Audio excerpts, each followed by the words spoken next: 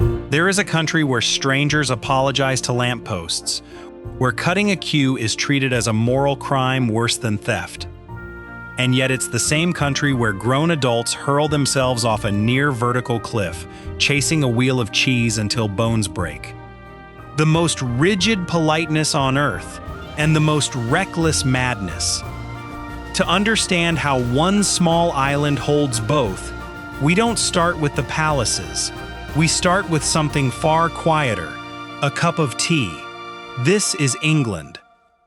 The English up close. English style runs on a quiet contradiction. It looks unbothered because it genuinely is unbothered. A wax jacket that has survived 3 dogs and a decade of weather, worn like it cost nothing and meant everything.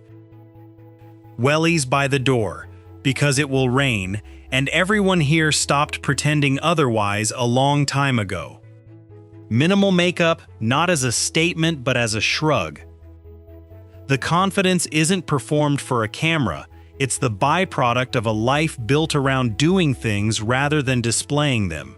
The allotment. The paperback, the 10-mile Sunday walk across a muddy field that would frighten most people in most countries. Glamour here is faintly suspicious.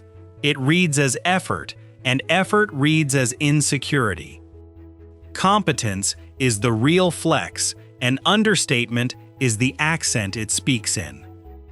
Then there's the word sorry. An English woman will say it when you walk into her. She will say it to a lamppost. She will say it to a dog. This looks like weakness from the outside and is the exact opposite from the inside. Sorry is a tool, a way to hold distance politely, to diffuse a collision before it hardens into a conversation, to signal in a single syllable, I mean you no harm, and I would like this to be over now. It is social lubricant wearing the costume of an apology, and the English deploy it hundreds of times a day without once meaning the dictionary definition. The queue is where you see the real religion. Watch a bus stop in the rain. No rope, no sign, no official directing traffic, and yet a perfect, self-organizing line, understood by everyone and enforced by no one, because enforcement would be beneath it. Try cutting in. You won't be shouted at. Shouting would break a second, deeper rule.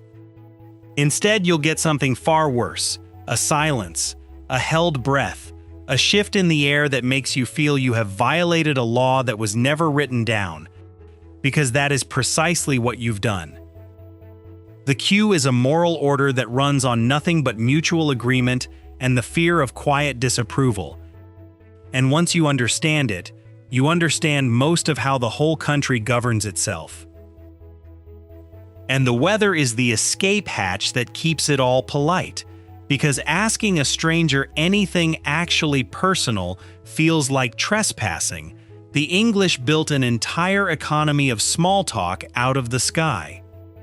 Miserable out, isn't it? Bit of a chill. They said rain, and would you believe it? It commits to nothing, offends no one, and lets 2 strangers acknowledge each other's shared humanity without stepping over a single private line. The weather is neutral ground, and neutral ground is precious in a culture this allergic to intrusion. So behind the famous English coldness there is in fact no coldness at all. There is a dense, unspoken, remarkably consistent code of conduct, and the moment you learn to read it, the entire place stops feeling closed and starts feeling like a room you were always quietly allowed into. You just had to learn the password, and the password was patience. Where are you watching this from? Drop your location in the comments. I read them. High tea and the local pub. The English have 2 rituals for the same ache, and they sit at opposite ends of the class ladder while doing identical work. Afternoon tea comes from the top. In the 1840s, the Duchess of Bedford found the long, hungry stretch between a light lunch and a fashionably late dinner genuinely unbearable, so she began taking tea and a small bite in the late afternoon to bridge the gap. Her aristocratic circle copied her, as aristocratic circles do, and within a generation, a private hunger pang had hardened into a national ceremony. Picture it properly. White linen pulled tight, bone china thin enough to see light through, a tiered stand of finger sandwiches and cakes, and the scone, split, never sliced, loaded with clotted cream and jam, the order of which the English will quietly argue about forever. Everything about it is slow on purpose. The food was never really the point. The point was the pause, a small, elegant, deliberate refusal to be hurried by a hurrying world. Now walk in the opposite direction, down the class ladder, into the pub. Not a bar, the local, which is an entirely different concept. When the light drops and the working day dies, the pub becomes the shared living room of the whole street, the one place a person can walk into alone and not be alone.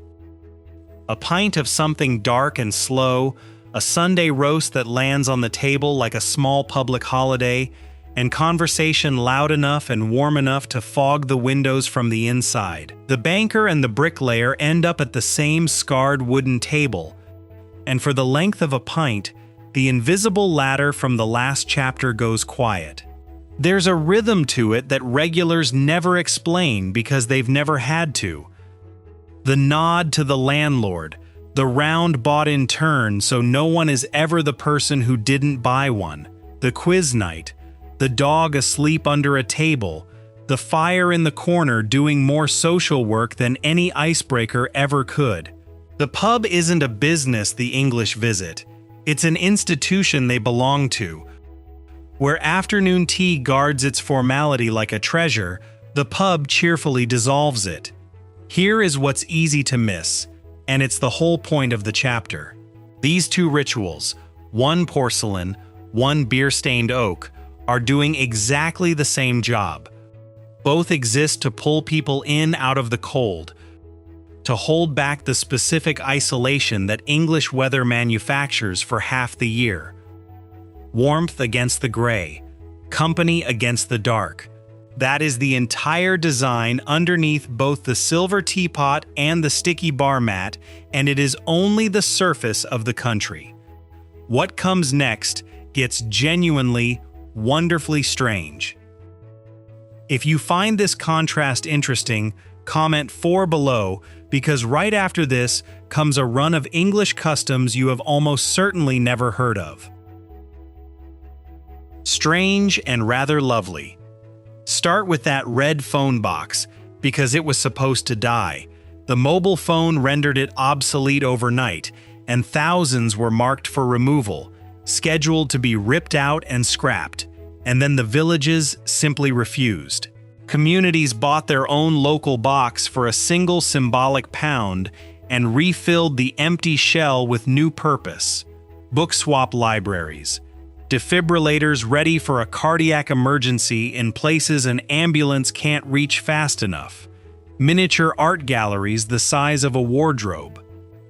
A dead symbol of a vanished era got a second life as something the community actively uses every day. That instinct, keep the beautiful old thing, don't scrap it, just quietly hand it a new job, is one of the most English impulses there is. Which brings us to the hill and to a festival that sounds invented. Every spring at Cooper's Hill in Gloucestershire, a crowd gathers at the top of a slope so absurdly steep it is nearly a cliff. Someone releases a 9-pound wheel of double Gloucester cheese, gives it a second's head start, and then people simply hurl themselves down the hill after it. The cheese reaches speeds no human runner could ever hope to match, so nobody actually catches it. That isn't really the point. Competitors tumble, cartwheel, and cartoonishly wipe out, and every year some of them break bones doing it. The winner is whoever reaches the bottom first, cheese or no cheese, And the prize, fittingly, is the cheese. It is dangerous, it is genuinely absurd, and it is fiercely, unironically beloved. And that absurdity explains something essential about the people. The English spend the whole of ordinary life beneath the stiff upper lip, emotion contained, composure maintained, private feelings quietly filed away where no one has to deal with them. But hand those same disciplined, understated people a single ridiculous festival and the lid comes clean off. The very same person who would rather die than discuss their divorce over dinner will, without hesitation, fling their entire body down a near vertical cliff in pursuit of dairy. Iron discipline for 50 weeks of the year, licensed, gleeful madness in short controlled bursts. That exact contradiction, restraint and eccentricity living inside one national body, is the true source of the English charm, and you cannot understand the country without holding both halves at once. It's the same country that holds bog snorkeling championships and worm charming contests and races where people carry their wives through obstacle courses, agrees as one to be gloriously, harmlessly ridiculous. Atlantic fog and a borrowed language. To understand the people, look first at where England physically sits. It's a small island pinned between the raw, cold Atlantic and the vast European mainland, planted directly in the path of every weather system the ocean decides to throw at it. The result is a climate famous for its refusal to commit, a place that can genuinely hand you 4 seasons before lunch: bright sun, then sudden rain, then rolling fog, then sun again, all inside a single unremarkable afternoon. When the English complain about the weather, they aren't exaggerating for effect. They are describing it with total accuracy, which is somehow worse than exaggeration would be. Locals don't dress for the forecast, they dress for all 4 possibilities at once and carry a jacket they may never wear. The umbrella is less a tool than an act of faith, and the phrase, "you never know," does more work here than in any other country on earth. That same restless unpredictability turns out to be baked into the language itself, because English is not, and never was, a pure-blooded thing. It's a collision, a pile-up of other tongues wearing a single name. The old Anglo-Saxon core, blunt, practical, Germanic, got struck head-on in 1066 by the Norman conquest, and French came flooding in on top of it, the language of the new rulers layered over the language of the ruled. That collision is why, 1,000 years later, it still sits on your dinner table. The living animal in the field keeps its plain Saxon name, cow, pig, sheep, while the cooked meat on the aristocrat's plate takes the fancier Norman French one, beef, pork, mutton. 2 languages fused, welded at the seam, and the seam is still visible if you know where to look. And the mongrel won, comprehensively. From one damp, foggy, unpromising island, this patched together, endlessly absorbent, endlessly adaptive language spread until it became the 3rd most spoken tongue on the entire planet. And there, in miniature, is the whole English character, disciplined enough to keep the old bones and honor them, flexible enough to swallow whatever washes up on the shore and make it its own. A culture and a language shaped by precisely the same trick. Hold the ancient core firmly, adapt everything around it without apology. Keep the frame, rebuild the house inside it. Once you see that pattern, you start seeing it everywhere. It's there in how the English take a foreign food and quietly claim it. Chicken tikka masala, invented in Britain, is now argued over as a national dish. It's there in how they borrowed tea from China and India and turned it into the most English object imaginable. The island absorbs, renames, and keeps. Nothing that lands here ever quite leaves, and nothing that arrives stays foreign for long. Cheddar and the rules of the game. Two English things sit inside your ordinary life right now, and you almost certainly don't know where either of them came from. The first is probably in your fridge. Cheddar is the single most popular cheese on the planet, eaten in nearly every country on Earth, and it comes from one small village in Somerset, for one specific reason. That village had caves. The natural, steady humidity and constant cool temperature of the Cheddar Gorge turned out to be a near-perfect natural room for aging cheese to firm and sharpen, long before refrigeration existed. A hyper-local product, shaped entirely by one strange piece of geology, quietly became a global default that billions of people eat without a second thought. Almost none of them know they're eating something named after a hole in an English hillside. The second thing is the game that half the world stops to watch. Football wasn't merely popular in England. It was codified here, given its rules and its shape. Before England got hold of it, the game was chaos. Every town, every school, every village played by its own contradictory local rules, and no two matches could reliably agree on what was even allowed. Then, in 1848, a group gathered at the University of Cambridge and hammered out the Cambridge Rules, the first serious written attempt to put the game down on paper, to fix what a goal was and what a foul was, and where the boundaries lay. That handwritten document is the direct ancestor of the laws every professional on Earth plays under today. A handful of students with a pen drew the borders of a global sport, and the borders held. And England never once let go of the game it wrote down. It remains a permanent center of gravity for world football, its leagues among the most watched anywhere, its crowds among the loudest, its clubs exported to living rooms in every time zone, and its eyes are already fixed on the 2026 World Cup. So trace the line, from a single wheel of cheese aging in a limestone cave to a set of handwritten rules on a Cambridge table in 1848, this one small country has a very old habit of quietly, almost accidentally deciding what the rest of the world eats, and how the rest of the world plays, and it rarely brags about it. There's no monument at the Cheddar Gorge to the fact that half the planet's cheese sandwiches trace back there, no grand statue at Cambridge to the pen that tamed football. The English exported the recipe and the rulebook and then, in the most English move of all, went home for tea and said nothing more about it. London, the city of contradictions. Go underground first, because that's where the city reveals its character fastest. The tube opened in 1863, making it the oldest underground railway anywhere in the world, and it is far more than transport. It is a culture with its own unwritten constitution. Every single morning, millions of people press shoulder to shoulder in absolute iron disciplined silence, standing close enough to feel a stranger breathe on the back of their neck, and utterly determined to acknowledge no one, to make no eye contact, to pretend with total commitment that they are alone.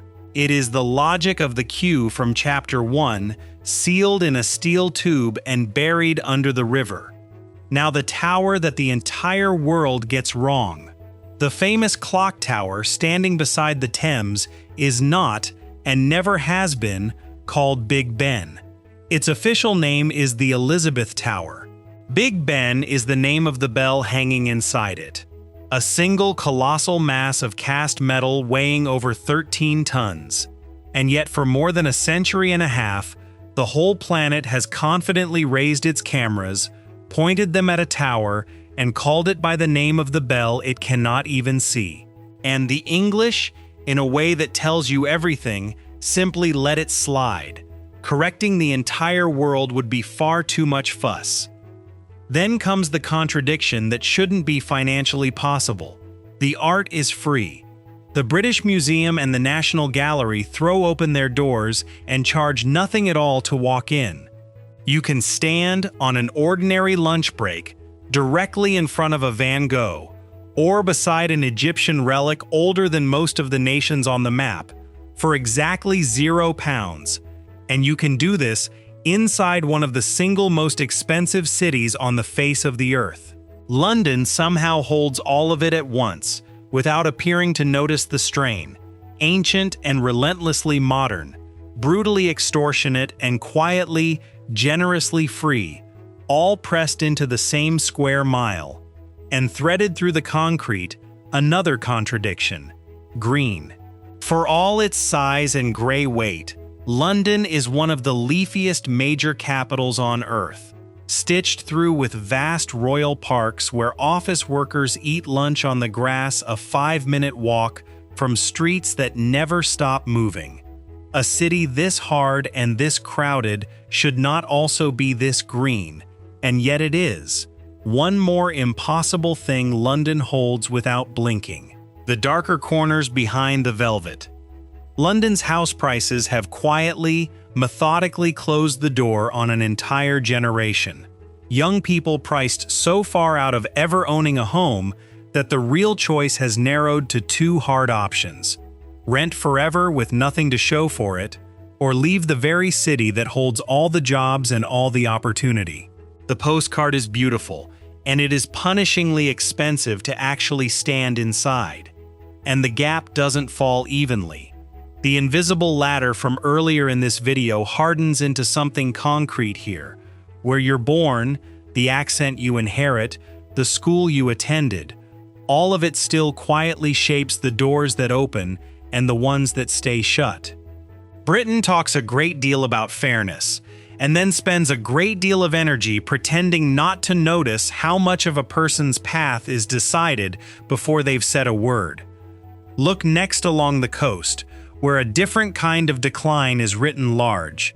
Towns like Blackpool were once the beating heart of the nation's joy, bustling seaside resorts packed shoulder to shoulder with holidaymakers, blazing with lights, roaring with noise and music and life through every summer. Many of them now face the exact opposite: long economic decline, a steadily aging population as the young move away for work, and the very particular quiet sadness of a place built at scale for enormous crowds that simply stopped coming. Faded grandeur, still standing, still handsome in the right light, but mostly empty now.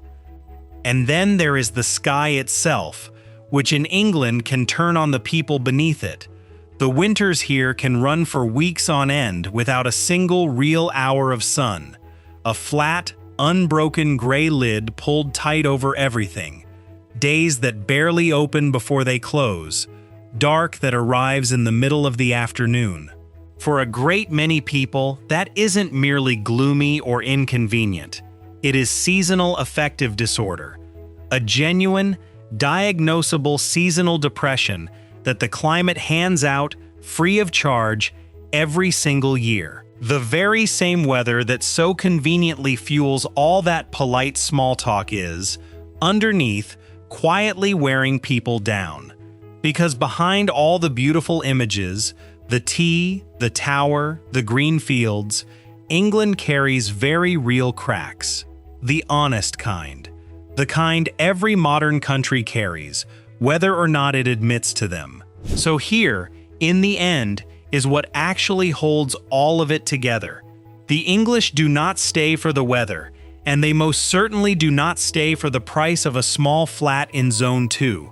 They stay for something far quieter and far harder to photograph.